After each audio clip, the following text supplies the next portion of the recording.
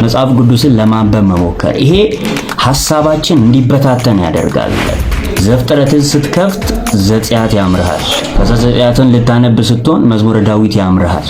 ምክንያቱም በችኮላ ማንበብ መልእክቱን እንዳትረዳ ያደርጋል። ወይም ሌሎችን ለመውቀስ አታንብቡ፣ ሌሎችን ለመተቸት አታንብቡ መጽሐፍ ቅዱስን። ስለዚህ ከዛ አኳያ መጽሐፍ ቅዱስን የምናነብበት ሞቲቭ የምናነብበት ምክንያታችን ትክክለኛ መሆን ይገባል። ሌሎችን ለመተቸት፣ ሌሎችን ለመውቀስ፣ ለመከራከር ብላችሁ ማንበብ የለባችሁም። መጽሐፍ ቅዱስ ዝም ብላችሁ እንደ ስድ ንባብ የምታነቡት ሳይሆን በዛሬው ቪዲዮ መጽሐፍ ቅዱስን በምናጠናበት ጊዜ ማድረግ የሌለብንን 10 ነገሮች እነግራችኋለሁ። አንደኛ፣ ዝግጅት ሳታደርግ መጀመርም።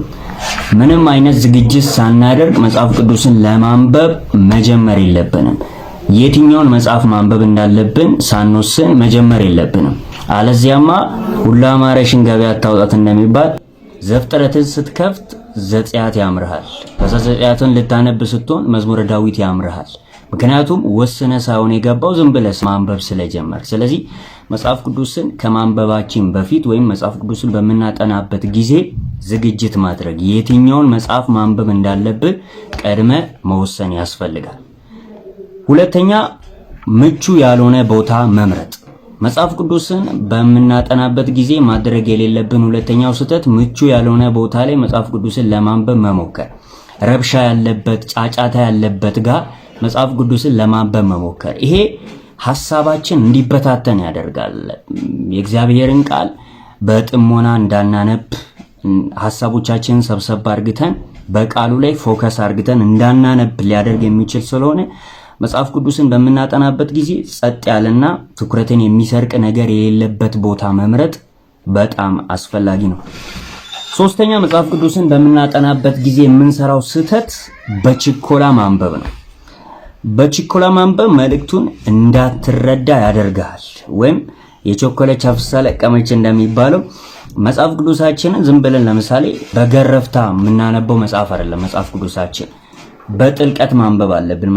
ጊዜ ወስደን ማንበብ አለብን። እንደው መጽሐፍ ቅዱስን ማንበብ የትርፍ ጊዜ ጉዳይ ሊሆንም አይገባም። ጊዜ ሰጥተን መጽሐፍ ቅዱስን ለማንበብ ታይም ፊክስ አድርገን ማጥናት በጣም ኢምፖርታንት ነው። ስለዚህ መጽሐፍ ቅዱስን በምናጠናበት ጊዜ የምንሰራው ሶስተኛው ስህተት ይሄ ነው። በችኮላ ማንበብ የለብንም። ጊዜ ወስዳችሁ በጥሞና መጽሐፍ ቅዱስን አንብቡ፣ ሜዲቴት አድርጉ። በመረጋጋት መጽሐፍ ቅዱስን ማንበብ መልእክቱን ለመረዳት ይጠቅመናል። አራተኛ፣ መጽሐፍ ቅዱስን በምናጠናበት ጊዜ የምንሰራው ስህተት ትርጉሙን ለመረዳት አለመሞከር ነው። መጽሐፍ ቅዱስን በምናጠናበት ጊዜ ሁሉ ነገር ላይገባን ይችላል። ስለዚህ ያልገባንን ነገር ለማወቅ መሞከር፣ መዝገበ ቃላትን ማየት፣ አንዳንድ ትርጓሜዎችን፣ ኮሜንተሮችን እንዲሁም ማብራሪያዎችን መመልከት አለብን።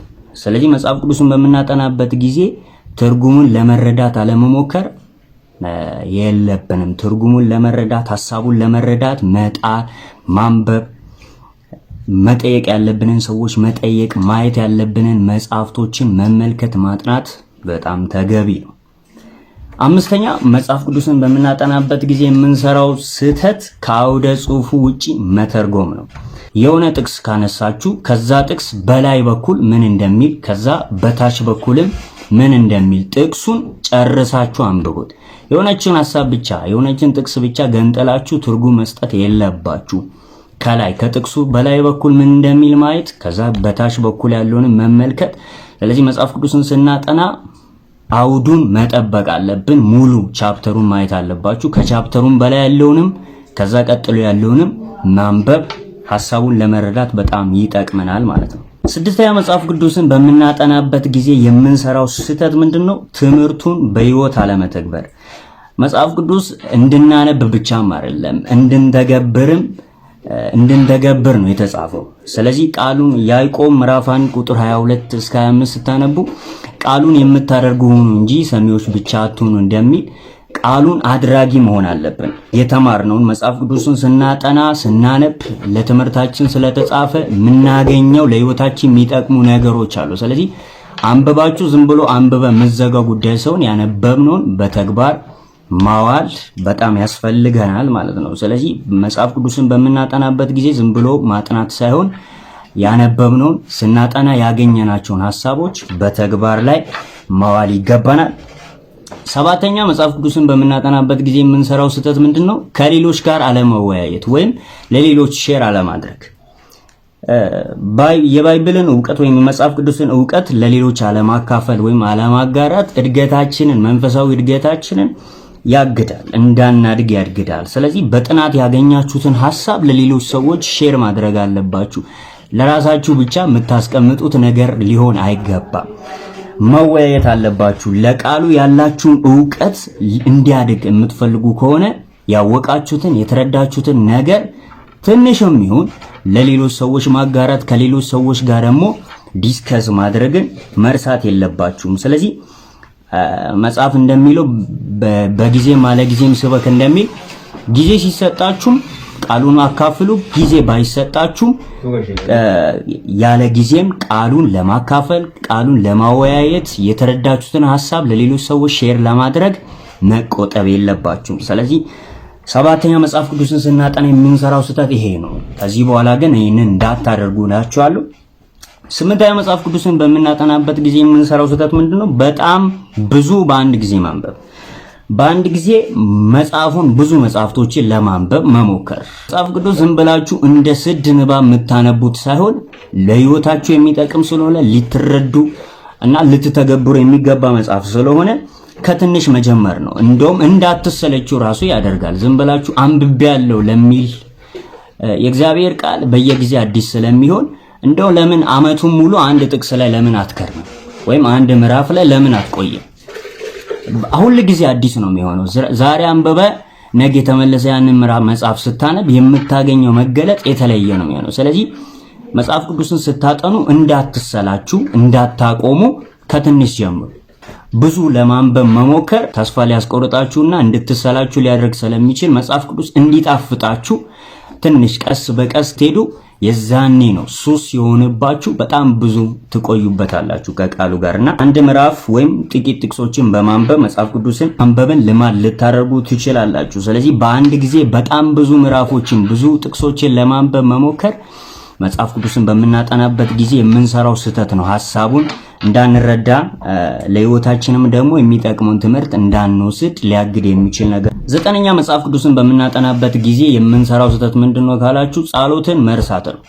መጽሐፍ ቅዱስን ስታነቡ ከማንበባችሁም በፊትም ሆነ ካነበባችሁት በኋላ መጸለይ አስፈላጊ ነው።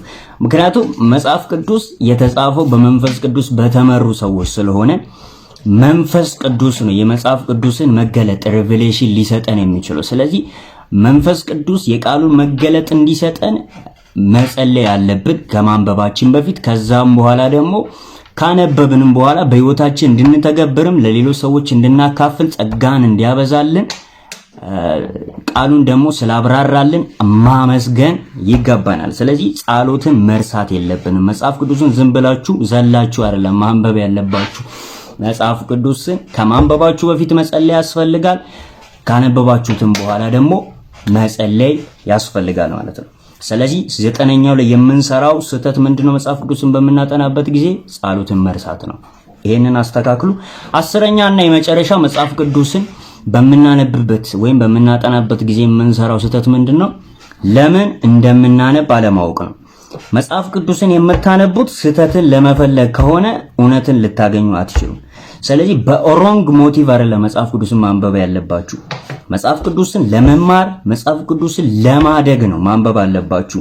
ሌሎችን ለመውቀስ አታንብቡ፣ ሌሎችን ለመተቸት አታንብቡ መጽሐፍ ቅዱስን። ስለዚህ ከዛ አኳያ መጽሐፍ ቅዱስን የምናነብበት ሞቲቭ የምናነብበት ምክንያታችን ትክክለኛ መሆን ይገባል። ሌሎችን ለመተቸት፣ ሌሎችን ለመውቀስ፣ ለመከራከር ብላችሁ ማንበብ የለባችሁም።